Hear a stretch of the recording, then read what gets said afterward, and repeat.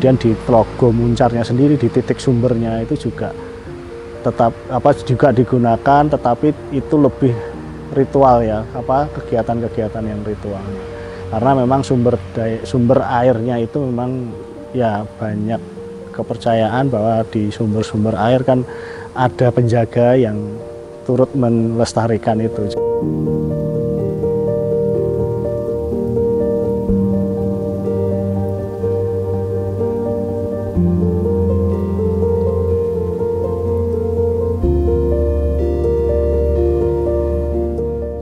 Kota Gudeg Yogyakarta menawarkan beragam destinasi wisata alam yang indah. Dari seluruh penjuru mata angin, banyak sekali lokasi wisata yang bisa kamu kunjungi. Salah satunya destinasi wisata air terjun Telaga Muncar yang berlokasi di Jalan Telaga Putri, area hutan Hargo Binangun, Kecamatan Pakem, Kabupaten Sleman, Yogyakarta. Wisata ini termasuk ke dalam cagar alam Taman Nasional Gunung Merapi. Halo Sobat Brilio, ketemu lagi sama aku Desinta. Nah, kali ini aku lagi berada di air terjun Telaga Muncar yang berada di kawasan Kaliurang. Konon dulunya tempat ini digunakan sebagai pemandian bangsawan Keraton Yogyakarta. Apakah benar kisahnya seperti itu? Simak penelusuran kali ini.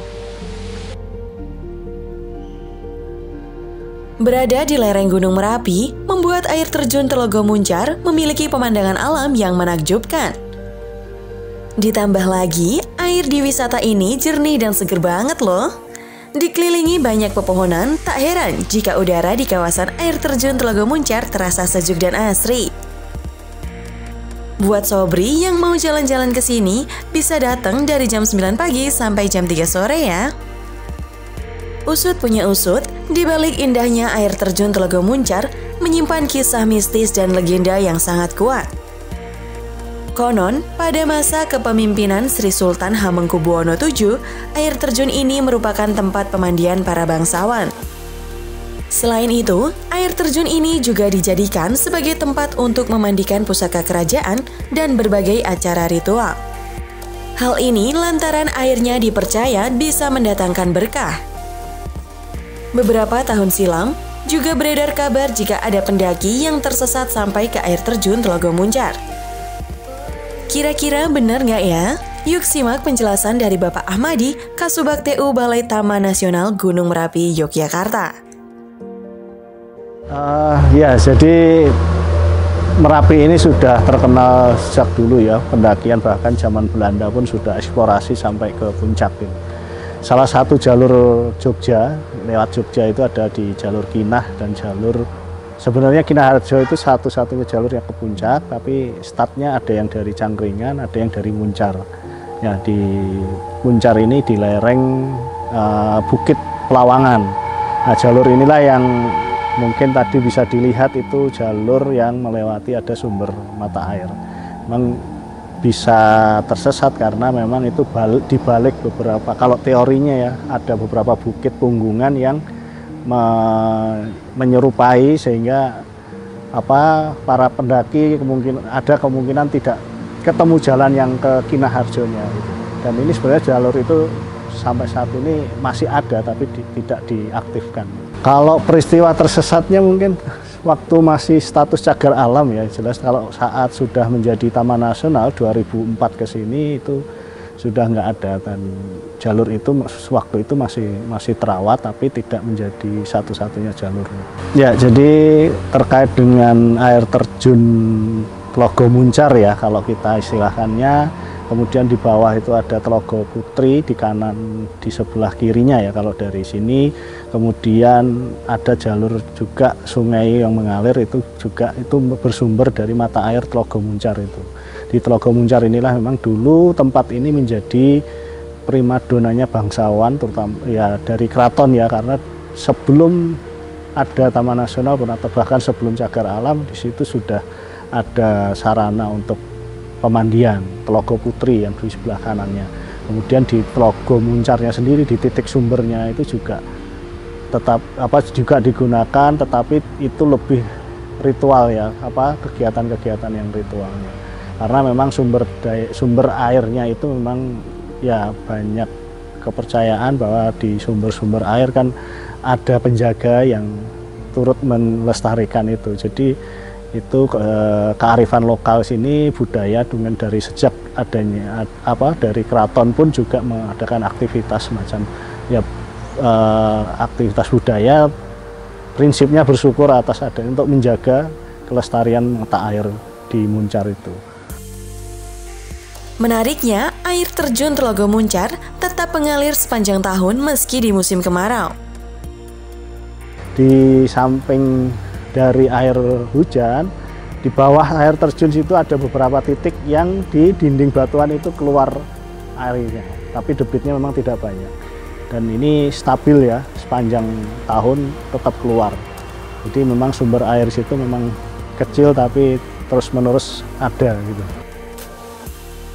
Lalu, sebenarnya apa ya Sobri fungsi wisata di kawasan Taman Nasional Gunung Merapi ini? Ya, jadi kalau dengan adanya menjadi status sebagai taman nasional, yang pasti adalah kawasan konservasi ya. Nah, konservasi sendiri kan masing-masing taman nasional ada semacam, bukan ini ya, ada reasonnya, alasannya kenapa dibikin di taman nasional. Salah satunya adalah untuk Merapi adalah fungsi hidrologinya, fungsi penyedia air, fungsi penyimpan air yang untuk menyediakan kebutuhan air di bagian hilirnya atau di bagian bawahnya. Nah, ini Merapi ini kalau kita identifikasi sudah ada 47 di Taman Nasionalnya ya, ada 43 sumber mata air yang sebagian sudah dimanfaatkan oleh masyarakat. Nah, ini fungsi ini selain langsung dimanfaatkan ada juga sebagai peresapan. Airnya akan meresap di spon ya, kalau saya bisa bilang itu Merapi ini spon ya, busa itu, sehingga ketika hujan air itu tersimpan di spon yang ada di atas, dia akan mengalirkan air yang ada di bawahnya, sehingga mata air yang ada di luar kawasan termasuk di perkotaan itu akan mudah muncul. Ya, kalau untuk Muncar sendiri memang dari sejarah sebelumnya itu kan bagian dari cagar alam ya. Di Muncar ini merupakan kesatuan sub-ekosistem di Bukit Pelawangan Turgo. Bukit Pelawangan Turgo ini dulu cagar alam dan vegetasinya sangat beragam dibandingkan tempat lain. Vegetasi tanamannya ya, kemudian satwanya juga, ini juga beragam, lebih beragam. Nah, kondisi ekosistem yang habitat maupun tumbuhan maupun satwanya yang beragam, inilah yang Muncar pun menjadi titik yang ikon untuk dikonservasi. Tetapi di sisi lain kita tidak bisa mengelakkan antara kebutuhan juga aspek wisata ya, sehingga memang di areal Muncar yang air terjun ke sampai titik luar itu kita alokasikan memang zona pemanfaatan wisata. Sedangkan di bagian atas sebagian besar kita alokasikan sebagai zona rimba, karena memang tumbuhan dan satwa zona rimba inilah yang lebih safe ya, lebih melindungi. Kalau tidak kita buka serta-merta seperti tempat lain. Jadi kayak yang dimanfaatkan hanya di area wisata. Wisatanya kalau kita melihat beragam dari pengunjung yang ada di sana, itu kebanyakan memang keluarga dan bukan penggemar ya, mungkin lebih ke orang-orang yang mengakui adanya kearifan lokal, menghargai alam, menghargai dari sumber mata air dengan mekanisme masing-masing, dia kepercayaan masing-masing. Ada yang berritual di sana, mungkin hanya sekedar berdoa, ada yang sampai mencuci muka, ada yang sampai mandi mungkin ya. Tapi di waktu-waktu tertentu, ada yang pernah izin di jam-jam tertentu dia minta izin masuk. Tapi memang tujuannya untuk ya kalau masih ritual, bukan pengunjung biasa yang hanya untuk hiburan ya, itu ada di sana.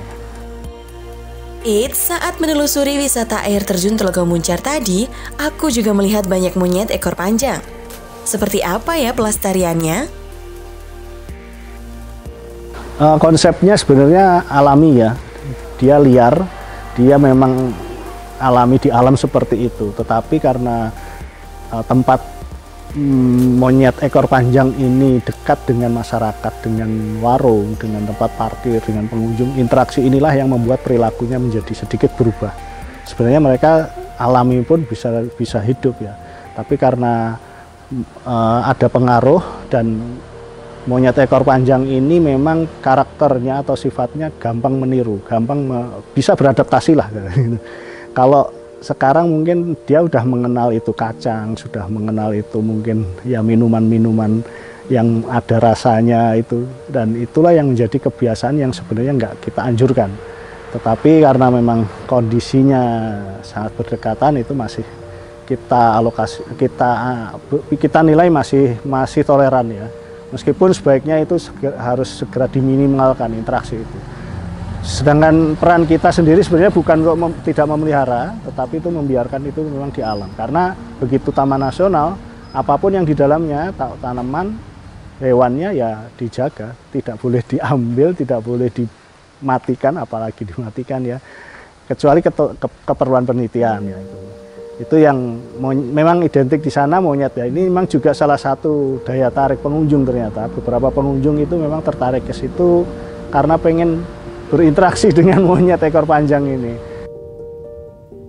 Wah, ternyata masih terjaga banget ya Sobri kawasan wisata ini. Aset satwa dan budaya kearifan lokalnya pun masih dilestarikan. Gimana? Tertarik ke sini Sobri?